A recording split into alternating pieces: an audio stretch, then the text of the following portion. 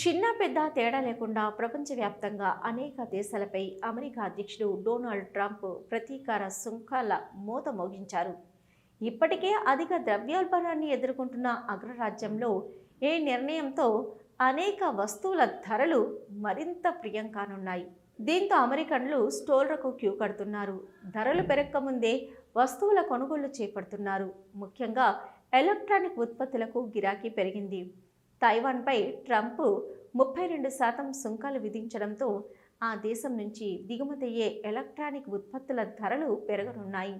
దీంతో ల్యాప్టాప్లు, కంప్యూటర్లు, కెమెరాలకు ప్రస్తుతం డిమాండ్ పెరిగింది. కార్లు, ఇతర గృహోపకరణాలకు కూడా పెద్ద ఎత్తున ఆర్డర్లు వస్తున్నాయని ఆయా కంపెనీలు చెప్తున్నాయి. ఏడాది కాలంగా కొత్త ల్యాప్టాప్ కొనాలని చూసా, తైవాన్ బ్రాండ్ కావాలని ఆశపడ్డా. ఇప్పుడు ధర పెరగనుండడంతో అధ్యక్షుడు సుంకాలు ప్రకటించిన రోజే ల్యాప్టాప్కు ఆర్డర్ పెట్టా అని టెక్సాస్కు చెందిన యువకుడు జాన్ గుట్రేజ్ వెల్లడించారు. ఆ సుంకాల కారణంగా అమెరికా, యుఎస్లో నిత్యావసర వస్తువుల ధరలు భారీగా పెరుగుతాయని ఇప్పటికే ఆర్థికవేత్తలు హెచ్చరిస్తున్నారు.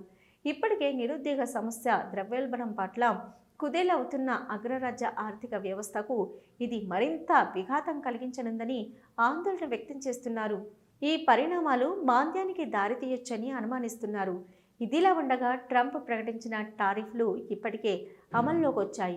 అమెరికా కాలమానం ప్రకారం ఏప్రిల్ 5వ తేదీ ప్రారంభమయ్యే 13 గంటల నుంచి ఈ సుంకాల వసూలు ప్రారంభించారు.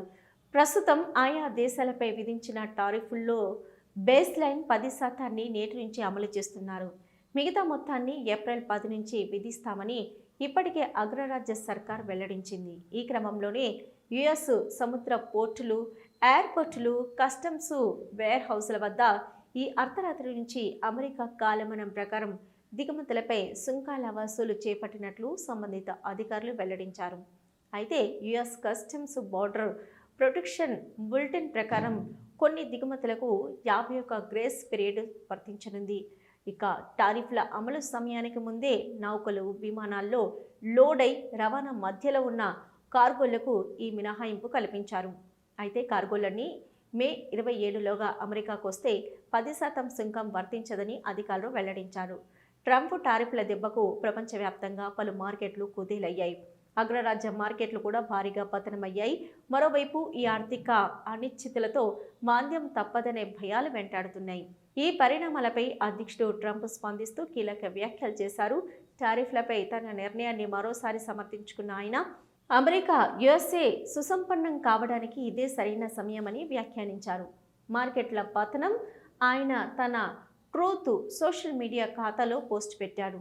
అమెరికాలోకి చాలామంది ఇన్వెస్టర్లు వస్తున్నారు, పెద్ద మొత్తంలో పెట్టుబడులు పెడుతున్నారు.